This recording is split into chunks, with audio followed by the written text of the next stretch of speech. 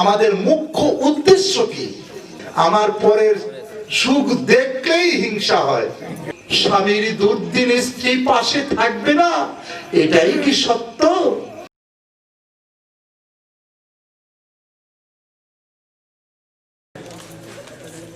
ভগবান বলছেন কি, যে তোমাকে আমি সুন্দর দুটি পা দিয়েছি, সুন্দর একটা মনুষ্য দেহ দিয়েছি, তুমি কতদিন কতবার আমার ভক্ত সঙ্গে গিয়ে আমার এই হরি কথা কৃষ্ণ কথা শ্রবণ করেছো?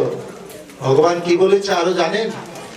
যেখানে আমার নাম গুণাগুণ কীর্তন হয়, যেখানে আমার ভক্ত সঙ্গ হয়, সেখানে আমি না যেয়ে থাকতে পারি না। নিতাই গৌর হরি বল।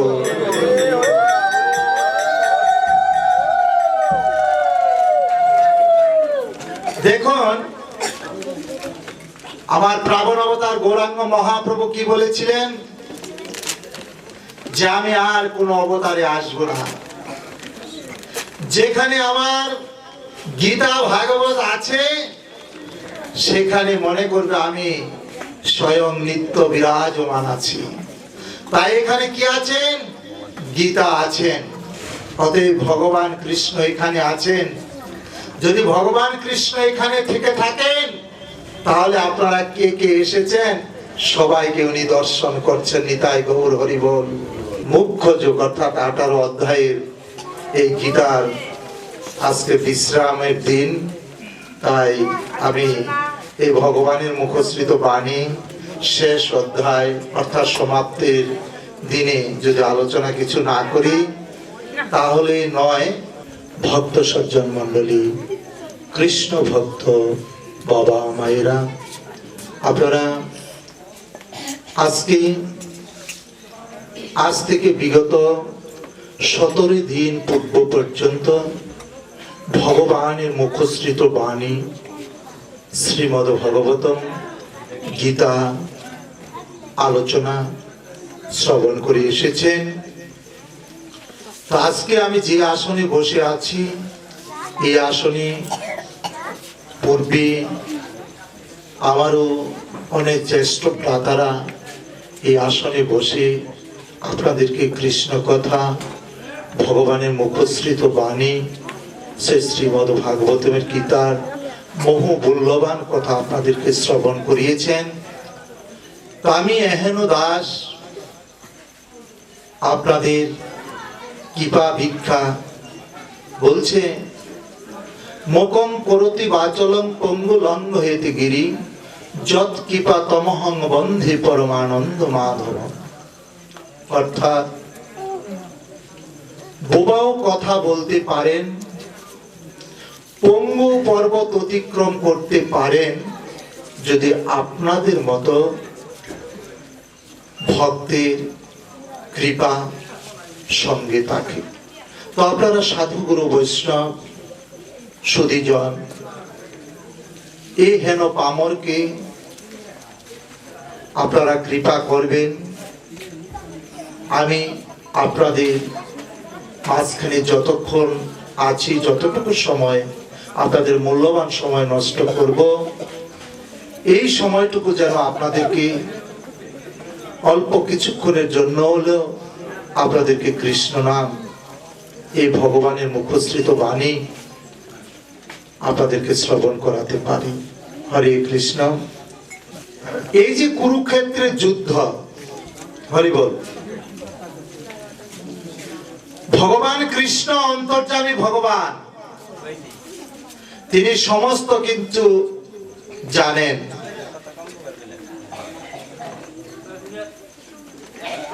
পঞ্চ পাণ্ডব যে পাশা খেলায় হেরে যাবে, সেটা কি কৃষ্ণ জানতো না? হরে কৃষ্ণ। জানতো কিনা মায়েরা? যদি পাশা খেলায় যুধিষ্ঠির মহারাজ হেরে না যেতেন, তাহলে তো এই পঞ্চ পাণ্ডবদের এত দুঃখ দুর্দশা আসতো না। কৃষ্ণ যদি জানতো যে যুধিষ্ঠির মহারাজ আজকে পাশা খেলায় হেরে যাবে, তাহলে উনি কি রক্ষা করতে পারতেন না? পারতেন কিনা? অবশ্যই পারতেন। তা কেন করলেন না? হরি বল। ভক্তকে কেন তিনি রক্ষা করলেন না? ভগবান কৃষ্ণ তারও রাগ হয়েছিল, কষ্ট হয়েছিল, দুঃখ হয়েছিল। কেন? দুর্যোধন পাশা খেলা জানতেন না, পাশা খেলায় পারদর্শী ছিলেন তার মামা শকুনি। হরে কৃষ্ণ। তাই দুর্যোধন যদি শকুনি মামাকে সাথে নিতে পারে, তুমি যুধিষ্ঠির মহারাজ কেন আমাকে কৃষ্ণকে, বাসুদেব কৃষ্ণকে সাথে নিচ্ছ না? হরি বল। সে যদি একজন সাথে নিতে পারে, সে পাশা খেলা জানে না, জানে কে? শকুনি। তাই কি করেছে? সে মামার সাহায্য নিয়েছে। তুমি যুধিষ্ঠির মহারাজ রাজা, তুমি পাশা খেলা জানো, কিন্তু আমি কৃষ্ণকে যদি তুমি সাথে নিয়ে যাও, সে যদি একজনকে সাথে নিতে পারে, তুমি কি নিতে পারতা না আমাকে? আমার মনে কষ্ট কি? হে যুধিষ্ঠির, তুমি কি জানো না আজকে ছলনা হবে? আমি তোমাকে রক্ষা করব না। রক্ষা করেছিল পাশা খেলায়? তাদের কেন কৃষ্ণের দুঃখ ছিল? সে যদি একজনকে সাথে নিতে পারে, তাহলে তুমি কেন আমাকে সাথে নিলে না? এটাই হলো এই পঞ্চ পাণ্ডবের দুঃখের কারণ। নিতাই গৌর হরি বল। আজকে যদি কৃষ্ণ সাথে থাকতো, যুধিষ্ঠির মহারাজ কি পাশা খেলায় হাঁটতো? কখনো হাঁটতো না। তখন কি করেছেন? যে আমার ভক্তকে আমার রক্ষা করতে হবে, অল্পতে তিনি রক্ষা করলেন না। এই যে কুরুক্ষেত্রের যুদ্ধটা হয়েছিল, সম্পূর্ণ কি হয়েছিল? কৃষ্ণের ছলনা, তাই কিনা? কৃষ্ণ ছলনা করে এই পঞ্চ পাণ্ডবদেরকে জয়ী করিয়েছিলেন। তাহলে এত ছলনার কি প্রয়োজন ছিল? তুমি যদি এই পাশা খেলা একটু সাহায্য করতে, তাহলে তো এই ছলনার তোমার প্রয়োজন ছিল না। কোনদিন কি প্রশ্ন করে দেখেছেন নিজের বিবেককে? শুধু পাঠ শুনছি, চলে যাচ্ছি। হ্যাঁ, আজকে দেখুন, এই যে আমাদের দুঃখের কারণ কি? আমাদের দুঃখের কারণ হচ্ছে কৃষ্ণকে ভুলে যাওয়াটাই আমাদের দুঃখের কারণ। তাই গৌর হরি বল। তাই কি বলেছেন? কৃষ্ণ ভুলে যেই জীব অনাদি বহির্মুখ, অতএব মায়া তারে দেয় এই সংসার আদি ধূপ। এই যে আমরা কৃষ্ণকে ভুলে সুখী হওয়ার চেষ্টা করছি, কৃষ্ণকে ভুলে গিয়েছি। কৃষ্ণের প্রয়োজন নেই। আমি নিজে এখন বুদ্ধিমান, আমার বুদ্ধি হয়েছে, আমি বড় হয়েছি, আমার সংসার আছে, টাকা আছে, লাঠির জোর আছে, বিভিন্ন ইত্যাদি ইত্যাদি।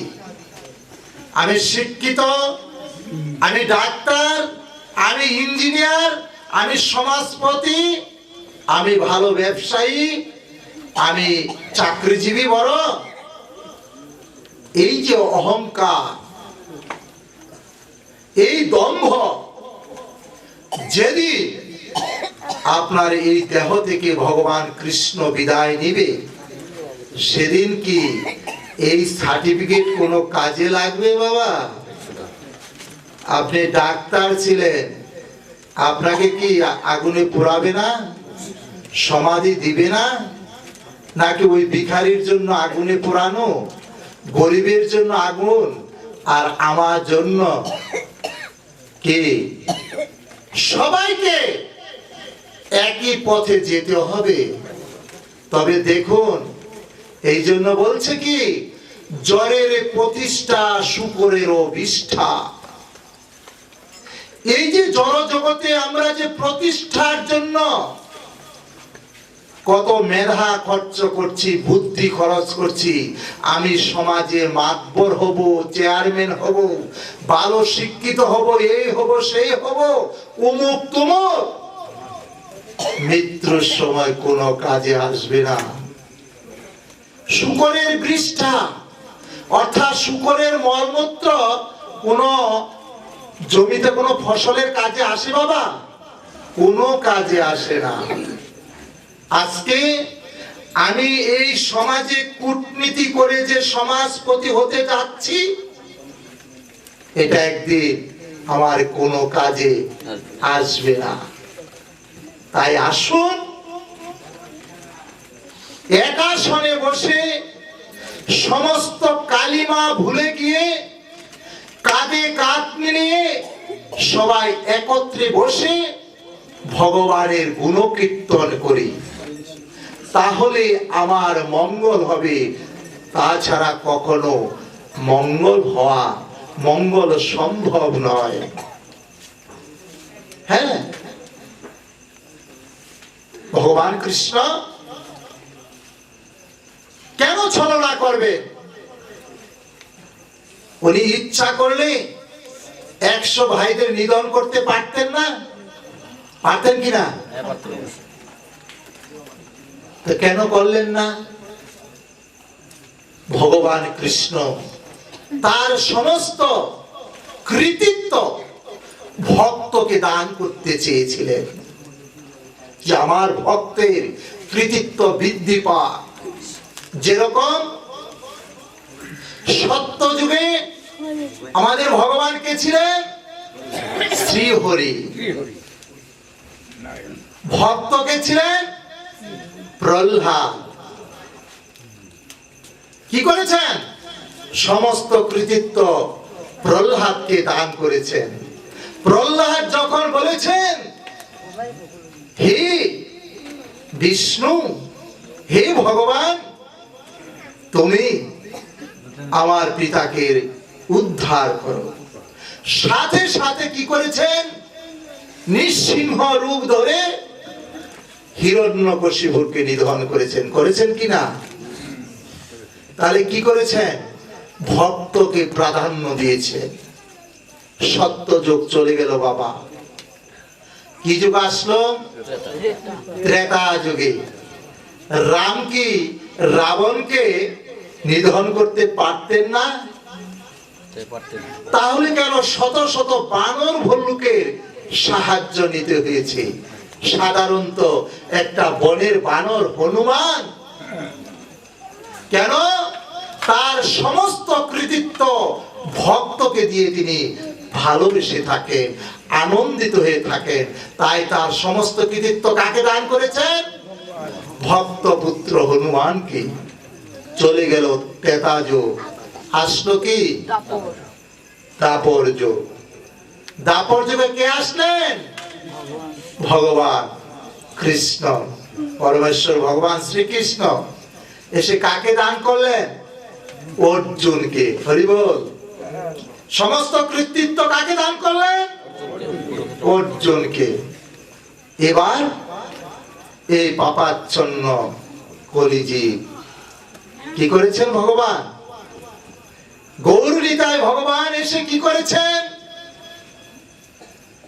তার সমস্ত পার্শ্ববৃন্দকে এই কৃতিত্ব দান করে গেছেন। কেন? ইনি ভারত ভূমিতে জন্মগ্রহণ করেছিলেন, কিন্তু ভারতের বাইরে তিনি কোনোদিন এই কৃষ্ণ নাম প্রচার করেননি। করেছে? আমেরিকায় করেছে, থাইল্যান্ড করেছে? করেন নাই। কিন্তু যখন তিনি বিদায় নিয়ে চলে যাবেন, মহামূল্য একটি বাণী রেখে গিয়েছিলেন। কি? যে পৃথিবীতে আছে যত নগর আদি গ্রাম, সর্বত্র প্রচার হবে আমার এই কৃষ্ণ নাম। হরি বল, নিতাই গৌর হরি বল।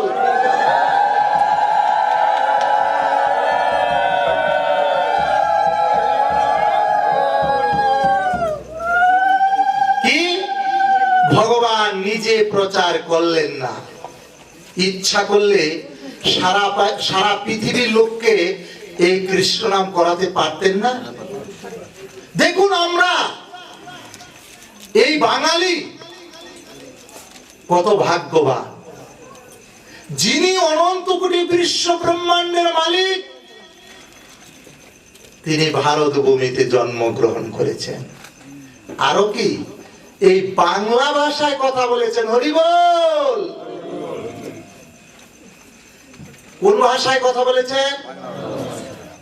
ঈশ্বর ভাগ্য আমাদের কি হতে পারে। তাই কি বলেছে, ভারত ভূমিতে জন্ম যার, জন্ম সার্থক করি কর পর উপকার।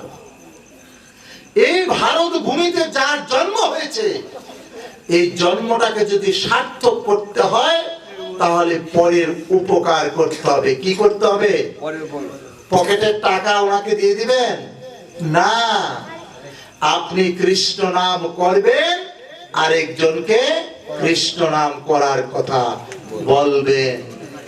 এই জন্য বলছে ভারত ভূমিতে জন্ম যার, জন্ম সার্থক করি কর পর উপকার। দেখুন কেন আমরা এই পর উপকার করতে পারছি না।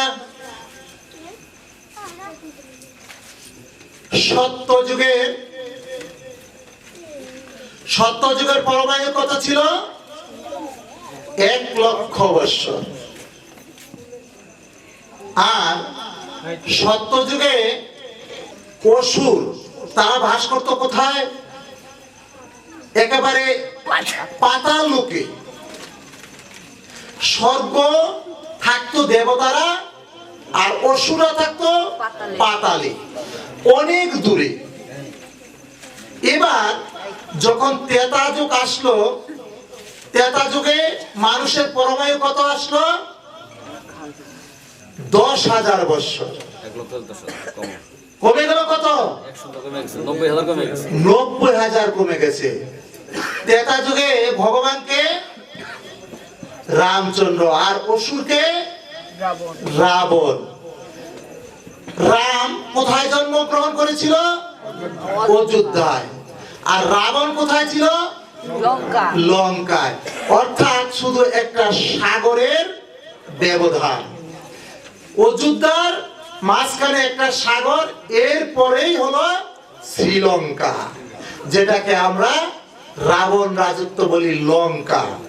এই যে বর্তমান যে ক্রিকেটার, শ্রীলঙ্কার ক্রিকেটাররা, সেখানে কে ছিল? রাবণ বাস করত। কত কাছে চলে এসেছে অসুর, কত কাছে চলে এসেছে, অনেক কাছে, শুধু একটা সাগর। এবার চলে আসলো কোথায়? দাপর যুগ। ভগবানকে কৃষ্ণ, এবার অসুরকে কংস। হরি বল। দেখুন বাচ্চা কত ট্যালেন্ট, কংস। এবার ভগবান আর অসুরের তফাৎটা কি? একটি ঘরে না, কংসের কারাগারে না। কৃষ্ণ কোথায়?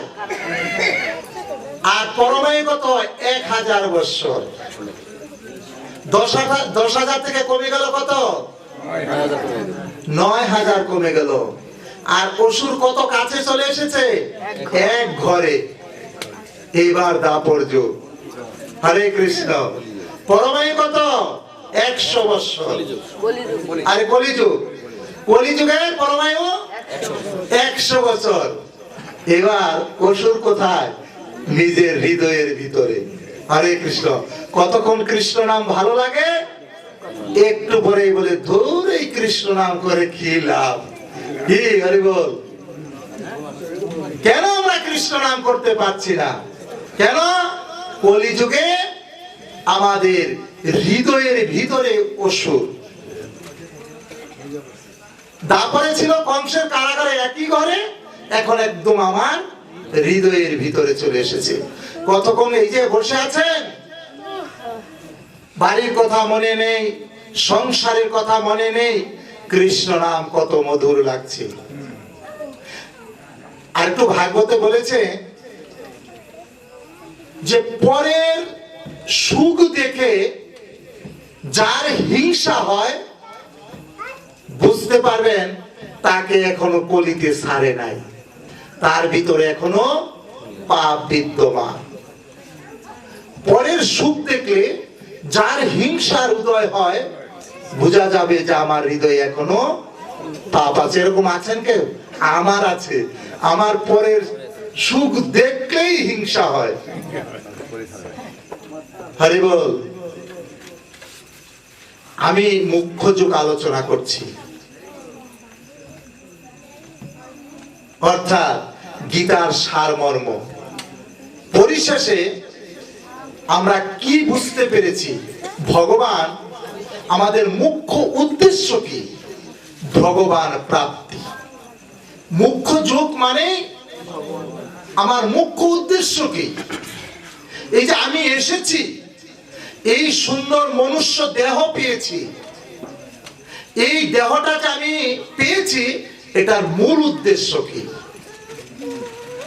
84 লক্ষ যোনি ভ্রমণ করার পর এই যে সুন্দর একটা দেহ পেয়েছেন, এই দেহটার মুখ্য উদ্দেশ্য কেন পেয়েছেন? একমাত্র ভগবানের একনিষ্ঠ সেবা করার জন্য। এই কৃষ্ণ নাম করা, এটাই হলো আমাদের মুখ্য উদ্দেশ্য। বুঝতে পেরেছেন মুখ্য যুগের কি কারণ? এই যে 17 দিন ভগবান কৃষ্ণ অর্জুনকে যে জ্ঞান চর্চা করেছিলেন, এখন অর্জুন বুঝতে পেরেছে যে একমাত্র তুমি ভিন্ন, আমার আর কোনো গতি নাই। আমার কাছে একটা আলোচনা স্লিপ এসেছে, অর্থাৎ শ্রীমতী রাধা রানীকে স্ত্রী হিসাবে কিভাবে আয়ন ঘোষ পেল। হরে কৃষ্ণ। সুন্দর আলোচনা। আমি সংক্ষেপে বলে যাব। আয়ন ঘোষ এত ভগবানের সেবা করেছিল, সন্তুষ্ট হয়ে বলছে যে হে ভক্ত, তুমি আমার কাছে কি চাও? বলছে আপনার অর্ধাঙ্গিনী শ্রীমতী লক্ষ্মী দেবীকে আমি আমার স্ত্রী রূপে পেতে চাই। নিতাই গৌর হরি বল। এখন ভগবানের কাছে ভক্ত তার অর্ধাঙ্গিনীকে চেয়েছে। তথাস্তু। তবে এ যুগে নয়, তুমি দাপর যুগে তোমার মনের আশা আমি পূর্ণ করব। তো দাপরে আয়ন ঘোষ এসেছেন। এখন ভগবান শ্রীমতী রাধারানীকে আয়ন ঘোষের স্ত্রী হতে হবে। ঠিক তাই হলো। কিন্তু এখানে একটা প্রশ্ন জাগে, যদি রাধারানী যদি আয়ন ঘোষের স্ত্রী হয়ে থাকে, সেটা কেমন কথা? যিনি ভগবানের রাগিনী শক্তি, প্রেমের গুরু, তিনি আয়ন ঘোষের সাথে কিভাবে সংসার করতে পারেন? ভগবান কি করেছে? যে আয়ন, তোমাকে আমি এমন ভাবে পাঠাবো, তোমার সমস্ত কাম শক্তি নষ্ট করে দিব। নিতাই গৌর হরি বল। ভক্তের মনোবাসনা আমার প্রাণ গোবিন্দ পূরণ করেছিলেন, কিন্তু আয়ন ঘোষের কোনো কাম শক্তি ছিল না। শুধু আয়ন ঘোষ রাধারানীকে স্ত্রী হিসেবে পেয়েছিল, কিন্তু কাম শক্তি হিসেবে নয়। সেই জাতিটা আপনাদেরকে আমি প্রমাণ দিয়ে যাই। সেই আয়ন ঘোষের বংশধর কারা? আপনাদের গ্রামে হিজড়া আসে? আছে? আসে না অনেক সময়? ওদের কি কাম শক্তি আছে? এটা হলো আয়ন ঘোষের অভিশাপ। কৃষ্ণ তাদেরকে এই রূপে পাঠিয়েছিলেন, তুমি রাধা রানীকে পাবে, কিন্তু তোমার কাম শক্তি থাকবে না। কি হিজড়াদের কোন আছে? তাদের ঘর সংসার আছে? আয়ন ঘোষ কি ঘর সংসার করেছিল? শুধু স্ত্রী রূপে পেয়েছিল, শুধু সারাদিন ভজনই করেছেন। হরে কৃষ্ণ। আমি সংক্ষেপে বলে গেলাম। যিনি আমাকে প্রশ্ন করেছেন উত্তর হয়েছে কিনা মিলিয়ে দেখবেন। তো এই যে দেখুন, ভক্ত ভগবান ভক্তের জন্য কি না করে থাকেন। আমার প্রাবণ অবতার গৌরাঙ্গ মহাপ্রভু কি করেছেন? ভক্তির দ্বারে দ্বারে যে হরিনাম কীর্তন করতেন, এরকম 10-5 বসে হরিনাম কীর্তন করছেন। যখন হরিনাম কীর্তন করছেন, সেই গ্রামে নবদ্বীপের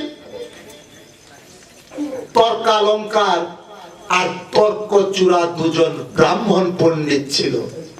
তারা মনে মনে চিন্তা করছেন যে গৌরাঙ্গ মহাপ্রভু, নিত্যানন্দ মহাপ্রভু এ ধুবায় যেভাবে হরিনাম বিতরণ করছে, এই গ্রামে আর আমাদের কোনো প্রভাব থাকবে না। তারা সবাইকে কৃষ্ণ নামে আকর্ষণ করে নিচ্ছেন। তবে কি করা যায়?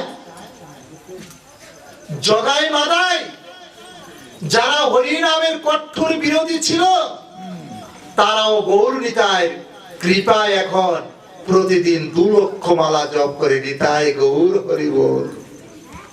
কোথায় যাব? সেই গ্রামে মায়ের পূজা করত চাপাল ঠাকুর। রক্ত জবা ফুলের মধ্যে নিজের শরীরের রক্ত দিয়ে মায়ের চরণে পুষ্পাঞ্জলি দিত। তান্ত্রিক সেখানে যে বলছে, এই তর্কালঙ্কার আর তর্কচূড়া চাপাল ঠাকুর, আমরা আর নবদ্বীপে থাকতে পারবো না। কেন গো? যে গৌরনিতায় যেভাবে হরিনাম করছে, আমরা আর এই গ্রামে থাকতে পারবো। তাতে তোমার কি হয়েছে? তাতে তোমার কি হয়েছে? আমিও তো মাকে আরাধনা করছি, আমার মতন করছে। তারা তাদের নাম করছে, তাদেরকে করতে দাও। যে না, তারা কি করে জানো? তার রাত্রিবেলা হরিনাম কীর্তন করবে। যদি হরিনাম কীর্তন করবে, তাহলে রাত্রিবেলা কেন করবে? তাই সেদিন শ্রীভাসঙ্গরে আমার গৌরাঙ্গ মহাপ্রভু, নিত্যানন্দ মহাপ্রভু সকল পার্শ্বদের সাথে নিয়ে নাম সংকীর্তন করছিলেন। যখন সন্ধ্যা হয়ে গেল, বলছে, শ্রীবাস, তুমি সকল ভক্তদেরকে চলে যেতে বলো, আমি এখন আমার অন্তরঙ্গ ভক্তদেরকে নিয়ে নাম সংকীর্তনে মাতোয়ারা হয়ে যাব। হরে কৃষ্ণ। কথাটা লক্ষ্য করবেন। সকল ভক্তদেরকে চলে যেতে বলো, আমি আমার অন্তরঙ্গ ভক্তদেরকে নিয়ে হরিনাম সংকীর্তন করব। আমরা সবাই ভক্ত, কিন্তু অন্তরাত্ম ভক্ত কয়জন? হ্যাঁ, সবাই। হ্যাঁ, 3.5 জন। খুঁজে পেয়েছিল কয়জন? মাত্র 3.5 জন, 4 জন না। আমি এত এত হরিনাম করছি, কীর্তন করছি, কিরে আমার অন্তরাঙ্গ ভক্ত কয়জন? তখন বলেছিল মাত্র 3.5 জন, 3.5 জন। তখন যখন অন্তরাঙ্গ ভক্তদেরকে নিয়ে ঘরের মধ্যে দরজা বন্ধ করে, সেই দাপরের কথা মনে করে, যখন রাধারানীর লীলায় মত্ত হয়ে আছে, গদ গদ নয়নের জল আর রাখতে পারছে না, এমন সময় আমার চাপাল ঠাকুর হাতে জবা ফুলের মালা, হাতে মদের বোতল, মাথা মুন্ড মাথা ইত্যাদি নিয়ে যখন শ্রীবাস অঙ্গনে এসেছেন, দেখতে পেলেন ঘরের ভিতরে সে দরজা বন্ধ করে হরিনাম কীর্তন করছেন। বলছে তাই তো, তারা যদি হরিনামই করবে তাহলে দরজা বন্ধ করে কেন করবে? তখন কি করলেন?